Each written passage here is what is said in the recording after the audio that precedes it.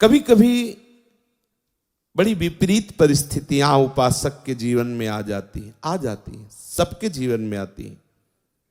खुद अनुभव होता है, भजन में मन नहीं लग रहा, विकार अपने आप हमें आकर्षित कर रहे, न मन साथ दे रहा है न तन साथ दे रहा है। बाहर हम जिसको मित्र बनाना चाहते हैं कि कम से कम वही हमें सपोर्ट कर दे, वो हमें और गिराने की बात कर रहा है। क्या करें?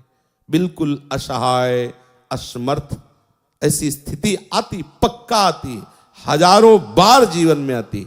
ये हम अपने जीवन की बात कह रहे हैं। हजारों बार एकदम अंधेरा, कोई पकड़ नहीं आ रही, अंदर से अंधकार छाया हुआ है, बाहर से कोई समझाने वाला नहीं, विकार का भयंकर उन्माद।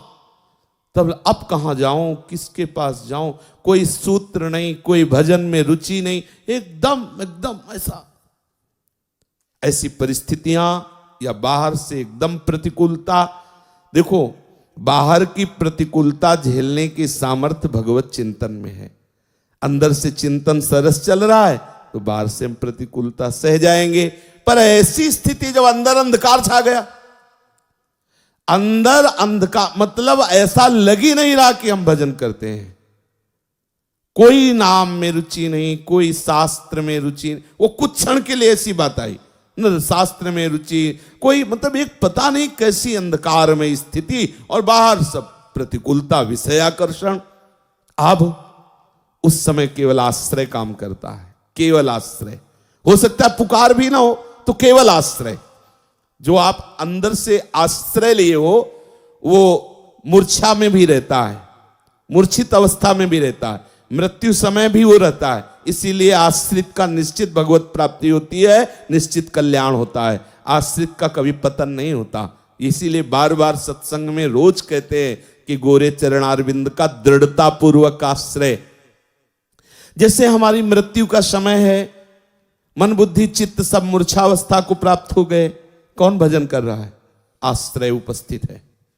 जीवन भर जिनका आश्रय लिया, उस समय वो भजन के कारण नहीं, आश्रय के कारण हृदय में उपस्थित हो जाते हैं और उसको परम गति की प्राप्ति। आश्रय बहुत बड़ा तत्व है, बहुत बड़ी बात है। भजन और ये सब पीछे पहला आश्रय, बिगड़ी जन्म अनेक की वही सुधरे आज, हो ही राम को। पहले बात आश्रय, और फिर आगे की सब बात।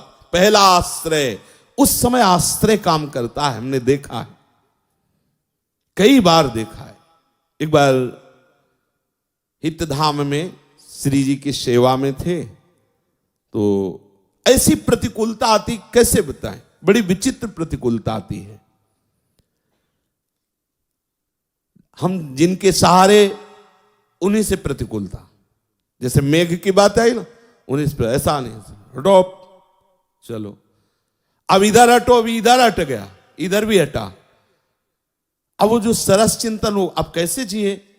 श्री जी के पात्र मार्जन किए थे श्रृंगार करने के लिए, स्नान कराने के लिए। बस श्री जी की तरफ, यही श्री जी इनकी तरफ देखा, बड़ी गुस्सा आई। रोज इत्र लगाओ, रोज भोग लगाओ, या दुर्दशा हो ही जा रही, और आप ना उधर से ना, अरे कम से कम इतना तो चाहते हैं ना कि जिनके हम सहारे हैं वो मुस्कुरा दे।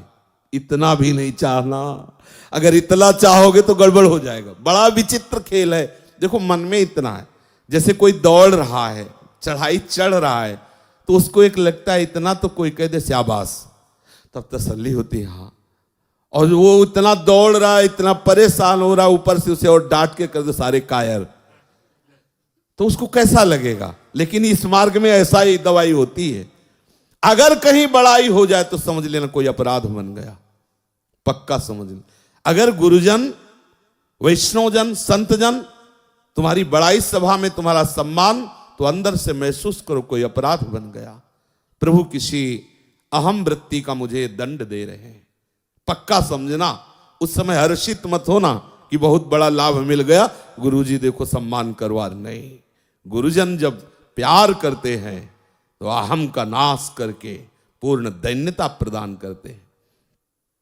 अंधकार छा गया, सेवा को रोक दिया, लेट गए, न भिक्षा मांगेंगे न किसी से बात करेंगे सब। उस सेवा प्रवृत्ति फिर उठे गुस्सा होते हुए श्री जी से। अब जल ऐसे तांबे के पात्र में रख के ऐसे श्री जी को स्नान, फिर गुस्सा आए, पूरा जल श्री जी के ऊपर, जैसे होली में नहीं ऐसे सब डाल दिया, नहा धो लो। उस समय तो मतलब बिल्कुल तन्मयता है, क्योंकि उनके सिवा हमारा कोई है नहीं। पूरा कब तक इधर जिधर देखो उधर, जब जैसा मर्जी आया वैसा ऊपर जल डाल। नहीं करेंगे सेवा, न भोजन करेंगे न सेवा करेंगे। फिर लेट गए, ये दोबारा लेटे। 5 मिनट हुए थे, भक्तमाली जी 2 संतों को लेके आ गए। श्री हरिवंश आवाज आई तो थोड़ा उठे, देखा 3 संत उनके सहित। अब गुस्सा थोड़ी दिखानी पड़ेगी, और ऐसी चर्चा की कि रोते हुए सेवा शुरू हो गई। वो जो ही गए तो रोते हुए सेवा, एकदम आनंद, एकदम आनंद। सच्ची बताते हैं, आश्रय तत्व संभालता नहीं, ऐसी ऐसी परिस्थितियां आती हैं मानसिक और शारीरिक कि उपासक परेशान हो जाता है। ये माया बहुत विचित्र है।